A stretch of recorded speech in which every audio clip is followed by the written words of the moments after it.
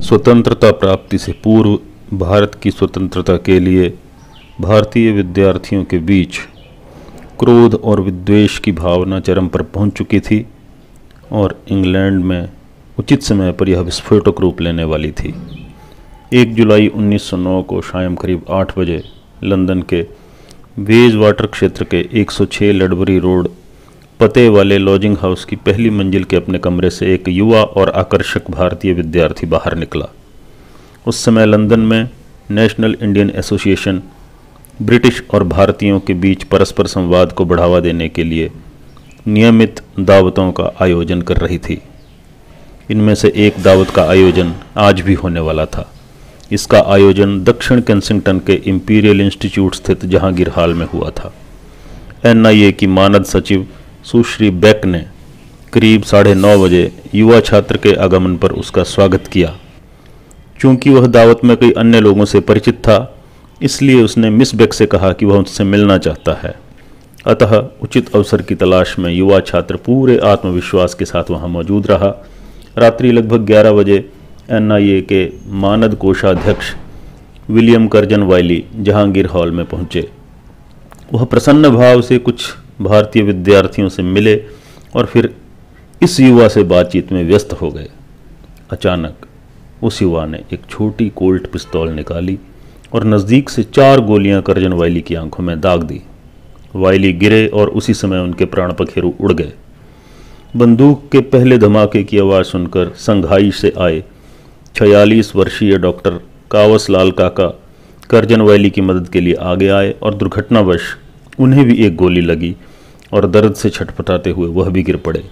अंततः घावों के कारण उन्होंने दम तोड़ दिया। नेशनल लिबरल क्लब के पत्रकार डगलस विलियम थोरबर्न एवं कई अन्य लोग उस युवा की ओर लपके और वह अधिक नुकसान न कर सके, इसलिए उसे पकड़कर कुर्सी के साथ बांध दिया। हाथापाई के दौरान इस युवक का सुनहरी फ्रेम वाला बड़ा चश्मा गिर पड़ा। युवक ने अपनी कनपट्टी पर रिवॉल्वर लगाकर घोड़ा दबाया, परंतु वह सब गोलियां पहले ही इस्तेमाल कर चुका था। थोरबर्न ने इस युवा से इस घृणित कृत्य का कारण पूछा। युवा ने उसकी ओर घूरा और भावहीनता से उत्तर दिया, रुको, पहले मुझे मेरा चश्मा पहनने दो। वह बहुत सामान्य तथा निर्भय दिख रहा था। द इवनिंग टेलीग्राफ ने उसकी इस विशेषता का उल्लेख उस पर लिखी रिपोर्ट में इस प्रकार किया था, यह युवक न केवल रिवॉल्वर चलाने में कुशल था, बल्कि त्रासदी के बाद कमरे में सर्वाधिक स्थिर भाव वाला भी था और शांति से अपने चश्मे के लिए पूछ रहा था। युवक को कसकर पकड़े हुए कैप्टन चार्ल्स रॉलिस्टन ने उससे उसका नाम पूछा और अंत में यह युवक चिल्लाया, मदनलाल ढींगरा। परंतु तुरंत ही पुलिस पहुंच गई और ढींगरा को गिरफ्तार कर लिया गया। हवलदार फ्रेडरिक निकलस और डिटेक्टिव सार्जेंट फ्रैंक इडले ने बयान दिया कि ढींगरा के पास एक खंजर भी था। 6 चैम्बर वाला एक बेल्जियन रिवॉल्वर और अतिरिक्त असला भी उसके पास था। इंस्पेक्टर ड्रेपर ने ढींगरा के लेडबरी रोड अपार्टमेंट की तलाशी ली, जहां उन्हें 70 कारतूस और एक अन्य मैगजीन वाला रिवॉल्वर बरामद हुआ। कर्जन वाइली द्वारा ढींगरा को लिखा गया एक पत्र भी उसकी टेबल पर रखा था। उस पर 13 अप्रैल की तारीख, परंतु ढींगरा ने उनके प्रस्तावों का जवाब नहीं दिया और वह वाइली को उनकी गतिविधियों पर निगाह रखने वाले प्रशासन का प्रतीक मानते थे। तलाशी में ढींगरा की निशानेबाजी के अभ्यास वाली डायरी भी मिली। ढींगरा ने हत्या की साजिश बहुत मेहनत से रची थी। 26 जनवरी 1909 को उन्होंने बंदूक का लाइसेंस प्राप्त किया और फिर होलबर्न के गैमेजेस लिमिटेड से 3.5 पाउंड में एक ऑटोमेटिक मैगजीन कोल्ट पिस्तौल खरीदी। इसके बाद वह 3 महीने तक 92 टॉटेनहम कोर्ट रोड में सप्ताह में 3 बार अभ्यास के लिए जाते रहे। क्योंकि उनके पास वैध लाइसेंस था, इसलिए शूटिंग रेंज में उनको प्रवेश मिल गया था। हर बार अभ्यास के दौरान वह 12 गोलियां चलाते और उन्होंने जल्द ही अच्छी महारत हासिल की। हत्या से पहले ढींगरा अपने आप में बेहद आत्मविश्वास से भर चुके। हत्या के दिन भी वह केंसिंगटन जाने से पूर्व सायं 5:30 बजे शूटिंग रेंज गए और अभ्यास में 12 गोलियां चलाई, जिनमें से 11 निशाने पर लगी। हत्या के बाद ढींगरा को मैरीलीबोन पुलिस स्टेशन ले जाया गया और औपचारिक चार्जशीट दाखिल की गई। आरोप उन्हें पढ़कर सुनाए गए और उन्होंने उसे स्वीकार कर लिया। 2 जुलाई को ढींगरा को वेस्टमिंस्टर पुलिस अदालत ले जाया गया। हिरासत में सौंपे जाने से पहले उन्होंने न्यायाधीश से कहा मैं केवल इतना कहना चाहता हूं कि डॉक्टर लाल काका की हत्या सोची समझी साजिश नहीं थी। मैं उन्हें नहीं जानता था। वह मुझे पकड़ने को बढ़े तो मैंने अपनी सुरक्षा के लिए गोली चलाई थी। न्यायाधीश ने 1 सप्ताह के लिए मामला मुलतवी किया और ढींगरा को न्यायिक हिरासत भेज दिया। इस घटना ने लंदन को हिलाकर रख दिया था। प्रेस में हत्या की सूचनाओं का सैलाब आ गया था। अपराध के चश्मदीद गवाहों के बयानों और विस्तृत विवरणों से सभी प्रमुख समाचार पत्र अटे पड़े थे। ढींगरा के पिता साहिब दत्ता ढींगरा ने लॉर्ड मॉर्ले को तार भेजकर सूचित किया कि परिवार ने बेटे से अपने सभी संबंध तोड़ लिए हैं। ढींगरा के 2 भाई भजन लाल और बिहारी लाल भी लंदन में थे और उन्होंने भी अपने पिता द्वारा अपने भाई से सभी संबंध विच्छेद करने की पहल का समर्थन किया। पर 10 जुलाई को ढींगरा के मुकदमे की दोबारा शुरुआत हुई। इस मौके पर police commissioner sir Edward Henry, जन अभियोजन के निर्देशक सर चार्ल्स मैथ्यूज एवं अन्य उपस्थित थे। न्यायाधीश ने ढींगरा से पूछा कि वह अभियोजन पक्ष के जवाब में कुछ कहना चाहता है, तो उन्होंने बेपरवाही से कहा कि वह सभी गवाहों से सहमत है।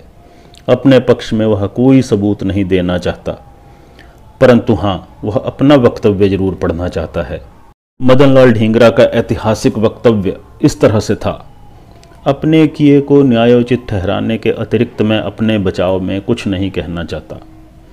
मेरे लिए अंग्रेजी कानून की किसी भी अदालत के पास मुझे गिरफ्तार करने या पकड़ने अथवा मुझे फांसी की सज़ा देने का अधिकार नहीं है। इसी कारण अपने बचाव के लिए मेरा कोई वकील नहीं है। और मैं निश्चयपूर्वक कहना चाहता हूँ कि यदि जर्मनों द्वारा इस देश पर कब्जा करने पर एक अंग्रेज की यह राष्ट्रभक्ति है कि वह उससे लड़े, तो मेरे मामले में अंग्रेजों के खिलाफ लड़ना और भी न्याय संगत और राष्ट्रभक्तिपूर्ण हो जाता है। मैं दोहराता हूँ कि पिछले 50 वर्षों में अंग्रेज लोग 8 करोड़ भारतीयों की मौत के जिम्मेवार हैं और प्रतिवर्ष वह भारत से 100 मिलियन पाउंड इस देश में लेकर आते हैं। मैं उन्हें अपने राष्ट्रभक्त देशवासियों को फांसी और निष्कासित किए जाने का भी जिम्मेवार मानता हूँ, जिन्होंने वही किया था जो अंग्रेज लोग अपने देशवासियों को करने को कह रहे हैं। और जो अंग्रेज भारत जाकर करीब 100 पाउंड प्रति माह वेतन लेता है, इसका अर्थ है कि वह मेरे 1000 गरीब देशवासियों की मौत का फरमान जारी करता है, क्योंकि ये 1000 लोग आसानी से 100 पाउंड में जीवन व्यतीत कर सकते हैं, जिस पैसे को एक अंग्रेज अपने व्यर्थ कार्यों और व्यसनों पर खर्च करता है। जैसे जर्मनों को इस देश पर कब्जा करने का कोई हक नहीं, अंग्रेज लोगों को भी भारत पर कब्जा करने का कोई अधिकार नहीं, और हमारी पवित्र भूमि को प्रदूषित कर रहे अंग्रेजों को मारने का हमें पूरा हक है। मैं अंग्रेज लोगों के भयानक पाखंड दोगलेपन पर हैरान हूँ। कांगो के लोगों और रूस के लोगों के संबंध में वह शोषित मानवता के मसीहा होने का दम भरते हैं, परंतु जब भारत के लोगों के भयानक शोषण और भयावह अत्याचारों की बात आती है, उदाहरण के लिए प्रतिवर्ष 20 लाख लोगों की हत्या और हमारी महिलाओं पर जुल्म, तो उनकी जबान सिल जाती है।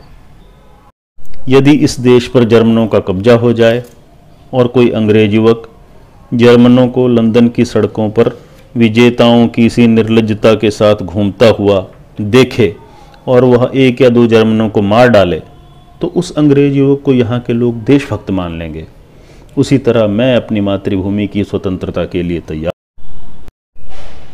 अदालत के सामने मैं इस पत्र से और क्या कह सकता हूँ। मैंने यह वक्तव्य अपने लिए क्षमा या ऐसी किसी वस्तु के लिए नहीं दिया है।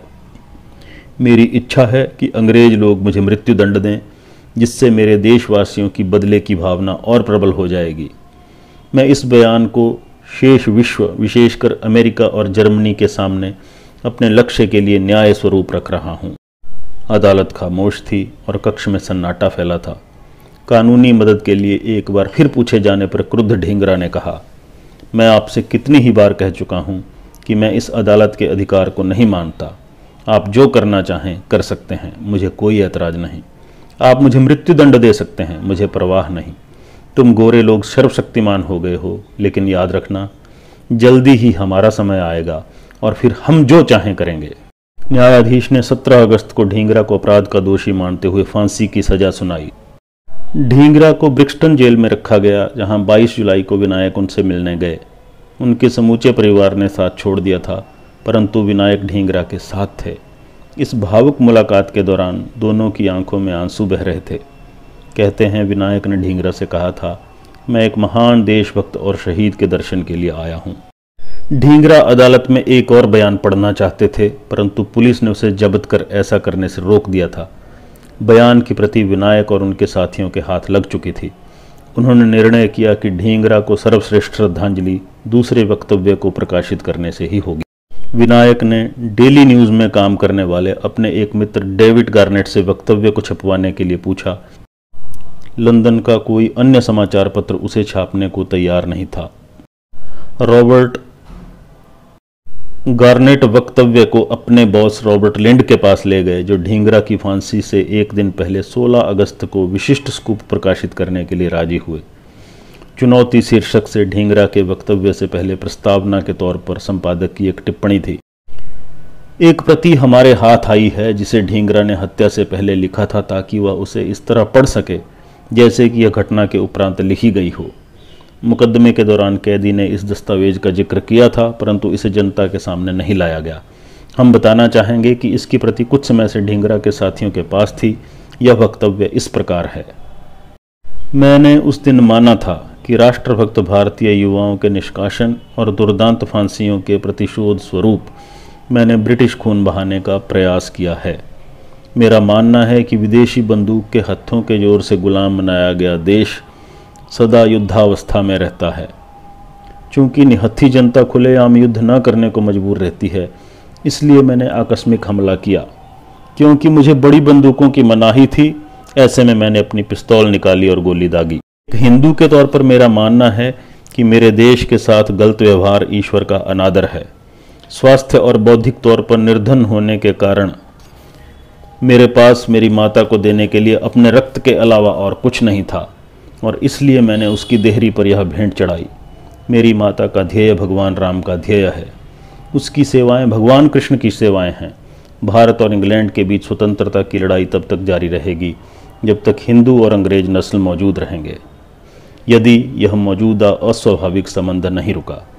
अब भारत में सीखने को एकमात्र पाठ यही है कि कैसे मरा जाए, और उसे सिखाने का एकमात्र यह तरीका है खुद मरकर दिखाना। अतः मैं मर रहा हूँ और मेरी कामना है कि मेरी शहादत की प्रतिष्ठा बनी रहे। ईश्वर से मेरी एक ही प्रार्थना है, मैं इसी माता के घर जन्म लूँ और इसी पवित्र लक्ष्य की खातिर फिर मरूँ जब तक कि लक्ष्य पूर्ण ना हो जाए और माता मानवता की भलाई और ईश्वर की महिमा में स्वतंत्र ना दिखे। वंदे मातरम। ऐसा कहा जाता है कि विंस्टन चर्चिल ने कहा था, राष्ट्रभक्ति के नाम पर ढींगरा के अंतिम शब्द सबसे उत्कृष्ट हैं, और उन्होंने ढींगरा की तुलना प्लूटार्क के अमर नायकों से की थी। 17 अगस्त की सुबह पेंटनविले जेल के बाहर विशाल जनसमूह उपस्थित था। 9 बजते ही ढींगरा ने सहर्ष और पूरे आत्मविश्वास के साथ मौत को गले लगा लिया। उनका मानना था कि उनकी शहादत भारत में उनके जैसे हजारों युवाओं को प्रेरित करेगी। ढींगरा की अंतिम इच्छा के बावजूद ब्रिटिश सरकार ने धोखा करते हुए अंतिम संस्कार के लिए शव देने से इनकार कर दिया और आम चलन के अनुसार उन्हें जेल में ही दफना दिया गया। इसके बावजूद ज्ञानचंद वर्मा ने क्रियाकर्म संबंधी सभी संस्कार पूर्ण किए और अपना सिर भी मुंडवाया।